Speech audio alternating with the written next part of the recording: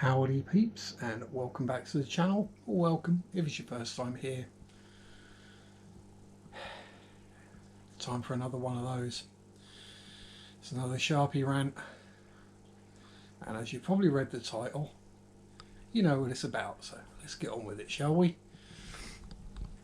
And point the camera at something a little bit more useful or helpful. So here we have one of my tanks. This is the Lovefish Panorama 64 litre, I think. And you can see it up there, and leading all the way back down the back there.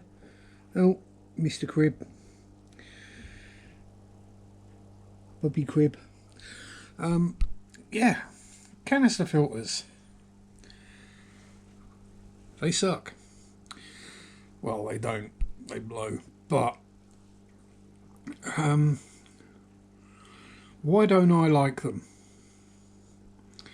Well, let's go through several reasons, shall we? Now, I'm going to freely admit I got given this tank and this filter for free. So, I'm not knocking a freebie. Don't get me wrong. It's just some general views of mine on canister filters. Now, first of all, obviously I've painted the back of this tank black, because otherwise the outlet and the inlet would stand out like sore thumbs. No, so you don't have a win over an internal filter there, because an internal filter will still stand out like a sore thumb if you don't hide it behind something. Secondly, our pigs are clean. Here's my little one. A little fluval, whatever you want to call it. It's a 107. Just a little dinky one. So yeah, it's tucked away. It's out of sight, out of mind.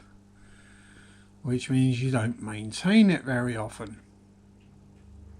In fact, a lot of people don't maintain or clean their canister filters until they notice that the flow has dropped off massively. Which, if you're not doing regular water changes, you might not spot for quite some time. I do water changes every week, so I'd notice. That said, I clean out every other filter of mine with a water change. So it's at least once a week. All of my tanks all of my filters get cleaned out.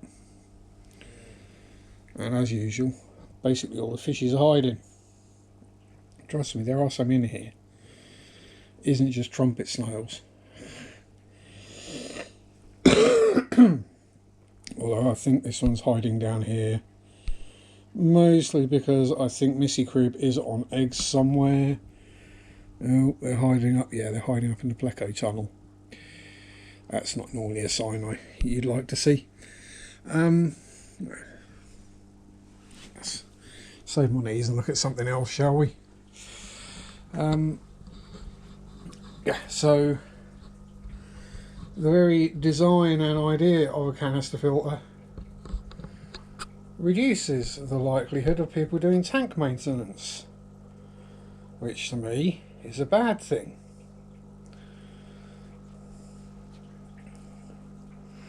And then when you do change it or clean it out, you get such an increase in flow, and by removing all that lovely rotting organic matter in there, you may well bump the pH up quite a bit, which might then also upset your fish. That gorgeous male limia. So yeah, we've got those reasons. What else is there? Well, just the sheer size of the bloody things. Now, I know someone's going to go, oh, but all the media you can get in there. All the posh little bits of rock and clay and glass slag from the bottle making industry and blah blah blah blah blah. Yeah, right. This is a 200 litre tank, for which I think they would recommend probably a 307, two sizes up from the one on the 64.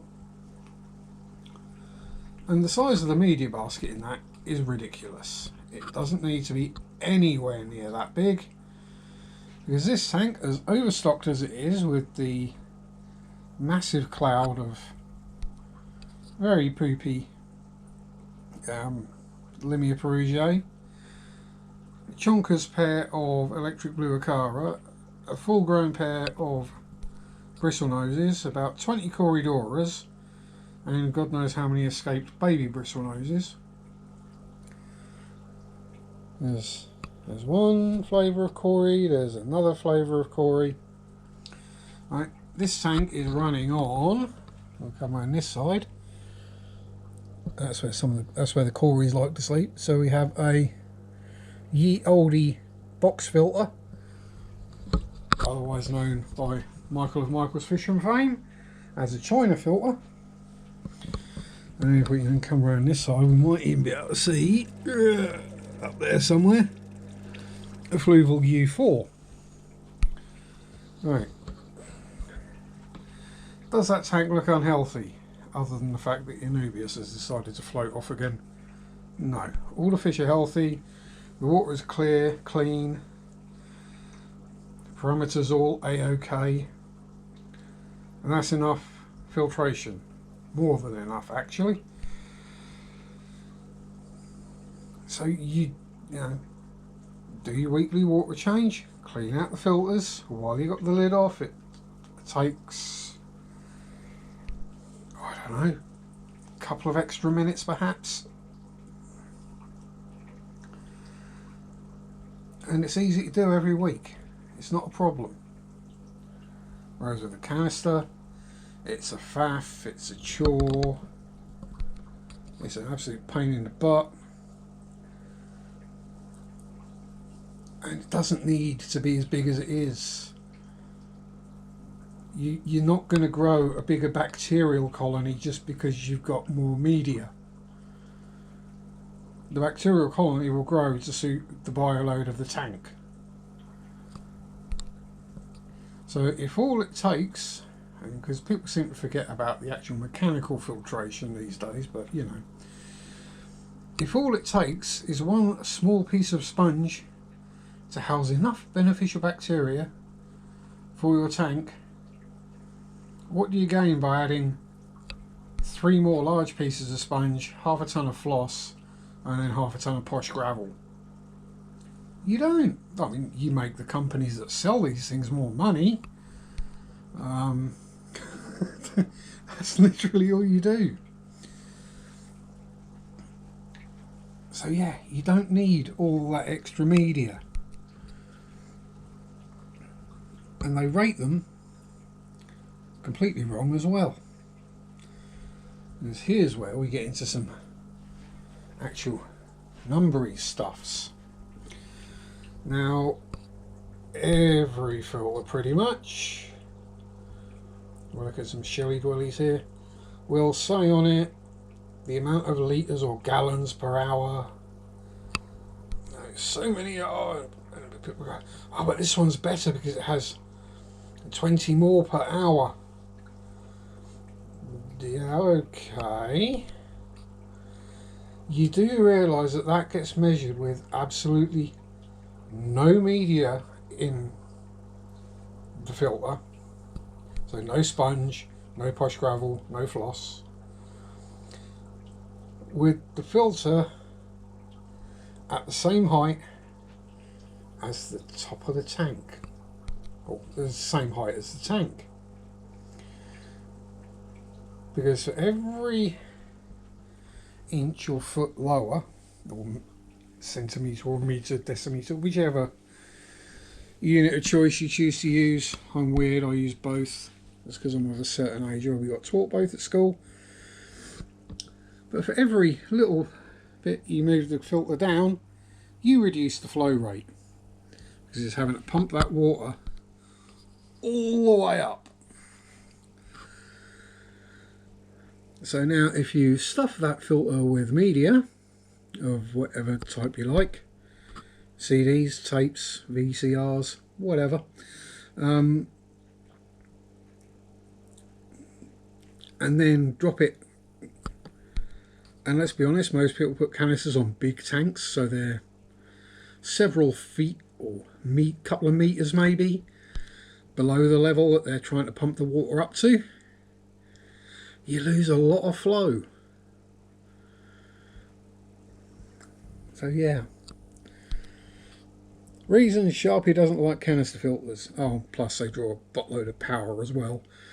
And these days, you know, with the cost of electric, let's be honest, we want to use as little of that as possible. So there we go. That's what I think of canister filters. Do they have their uses? Yes. Are they suitable for every tank? Hell no. Anyway, if what I've said makes some sense or vibes with you... Oh, there's Doug. Doug is down there doing Doug things. Digging.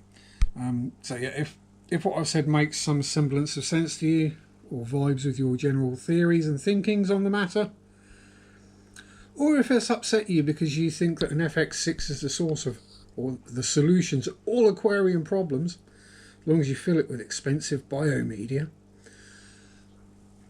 like and subscribe, share the video out, tell your friends and your loved ones there's this weird guy on YouTube who makes these weird videos that dare to question what other people might think.